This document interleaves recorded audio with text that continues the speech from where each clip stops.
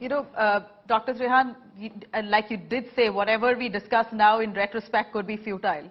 But the fact that he felt slightly uneasy, we hear contradictory reports saying that he went to the hotel and then that's where he threw up, he wasn't able to handle that sickness, and then he collapsed. And that's when he was rushed to the hospital. Do you think there could have been error in judgment? Soon after the concert, he was feeling uneasy, he should have been taken to the hospital first. No. See, this is all a matter of spec. Who did what? Because, we should not be speculating. It's a very tragic event. It's a big loss to the country and to the music industry. And I think that unnecessary speculation on this should not be done. The autopsy report will be available a little later in the day, and we'll know the true cause. But what I was using this interaction with you was to warn people. To warn people that, look, if you have, like today we say, know your genes. If you have history of heart disease in the family, then you should be following a certain regimen which we have described. And we say, okay, we do a checkup at this stage, that's how to go about in subsequent checkups so that we can keep these people safe. So those are the things that we need to really pay attention to.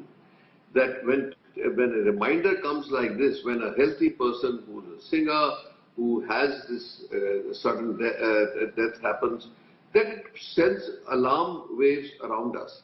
It also, sends a shiver up your body to say it can happen to anybody. But can we do anything? So today we are at a stage in medicine, especially in cardiology and cardiac sciences, that we can actually do a predictive model for a given individual. We know all the contributing factors. I mean, with a great degree of accuracy, we can tell people who are at a higher risk of getting a heart attack and those who are not. And also give a little bit of a follow-up to say, this is where we have to check periodically, milestone it for that individual, rather than telling the whole country that you need to do this, that, these. That science has now come. The molecular science that we have today, the genetic science that we have today, makes it eminently predictable for us to say, with great degree of accuracy, who are the people at risk. And those people who are at risk have to be careful.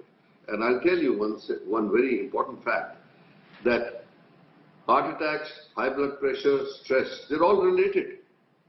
So you can't tell the whole world, don't do any stressful work, but the people who are at risk, which we can determine, they should actually manage their lifestyle a little differently than people who do not have that high risk. We know precaution is certainly better than post-mortem, and that's what we see here. If he possibly had a history of heart disease, then that, or anyone for that matter, as per your words, must be slightly more careful. But what we're aghast here is that KK as a singer had a very clean, super clean lifestyle, never smoked, didn't drink. We hear that he never stayed up late, was not known for party life as such. And it's not like him singing at a concert was a new phenomenon for him. He's done this extensively over his 20-odd years of his career, and this certainly wasn't something that his body received a shock with. He carries out riyaz every day. He sings to high tunes and high pitch on a regular basis, records on a daily basis. So for a man who's singing as his daily routine, this comes as a shock. That's the point I'm making to you. That you can have silent heart disease developing inside you, which you don't know about. It can be detected with a great degree of success by the tests that we prescribe. So unless he had a regular checkup, which is very possible, I don't know what the history is. But what I'm saying, if you take this, loss as a communication to all the people who are actually listening to this, to say, please calibrate yourself as an individual. There are general rules and there are individual rules. So just because somebody is not drinking, not smoking, not doing any other indulgences, does not mean that they are not getting heart disease inside. Yes, smoking, drinking does contribute to development of heart disease. But like I said, anybody can get heart disease, so I'll give you a data on that. If you do not have any risk factors, in India, there is somewhere a chance around from 8 to 10% that you will get heart disease just by the makeup of our genes, our eating habits, our lifestyles.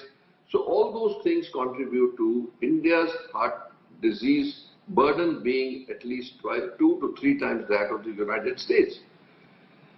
Although the fact is that in the United States they abuse diet hugely. There is more obesity in the United States than there is in India. But we have a very sedentary lifestyle. We have a rich diet also. And we have a genetic propensity which is higher than most countries in the world. So given these 3 factors, we are at risk. Now you add another risk to that, there is known heart disease in your family, your chances of getting heart disease doubles. So that means you have to be that much more careful in monitoring your risk factors which you can control. There are many things we can control. Like we say, if you have biochemical defect, like your cholesterol, all the other parameters that we measure can be controlled today. Stress busting can be done. We prescribe yoga is the best thing for you to incorporate in your life. Pranayam is very important, especially if you have a stressful life. Exercise is paramount. So if you do these things, that you can actually reverse some of the risk factors. And if that be so, you can also reduce the chances of getting a heart attack. So I am very clear in my communication that no speculation on what happened to KK.